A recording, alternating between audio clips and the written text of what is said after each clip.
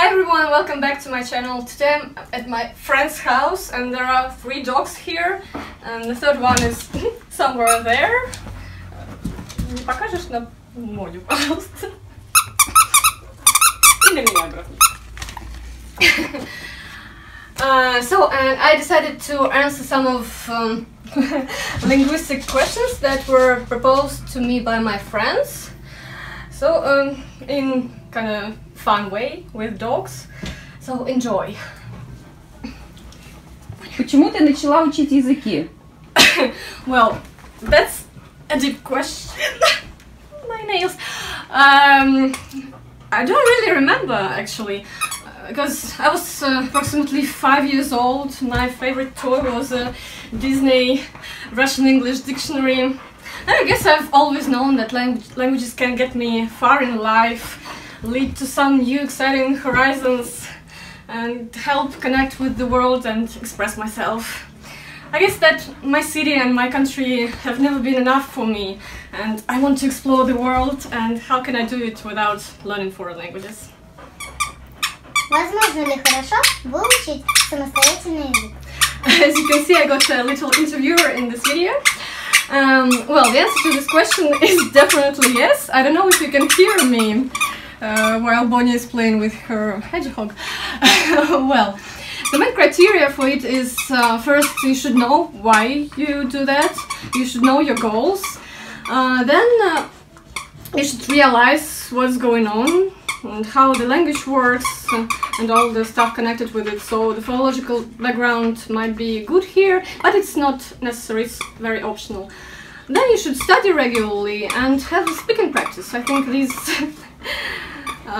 points are very obvious. All in all, motivation is the key. If a person works hard and if they know what is gonna get them, and if they are ready to take effort to get this glorious goal, I think they will succeed in learning languages and in life. Что делать, если ты учишь несколько языков, и они смежались в один?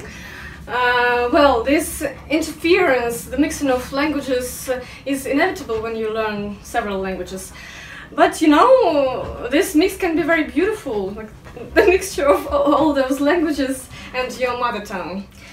To be honest, I can't tell you a proper technique to prevent this interference. You just need to speak more, because you can form anything in your head and it can consist of various languages.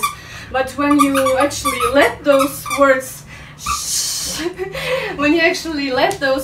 out, you take effort and you try to speak the right language. So just speak more.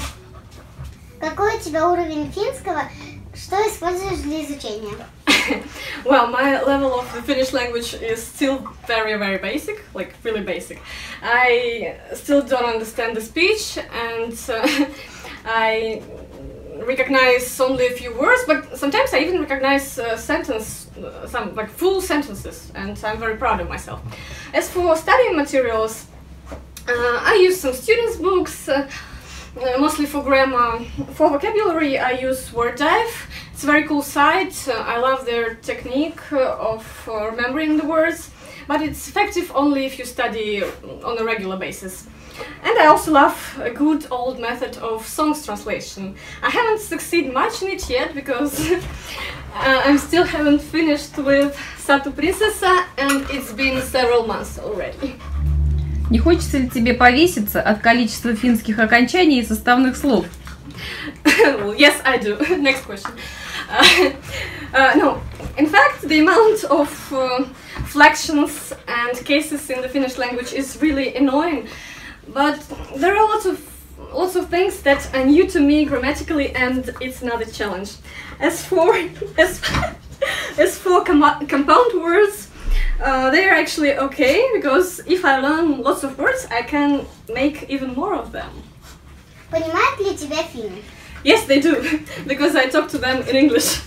My spoken Finnish is still very miserable, so I don't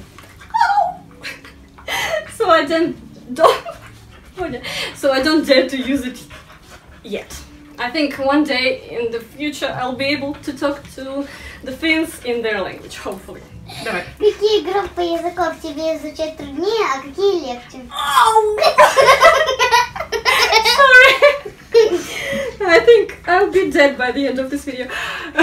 Well, the easiest languages for me have been German and Latinian groups so far, because they're kind of very logical and they have similar grammar structure and there is nothing extra or out of the ordinary in them.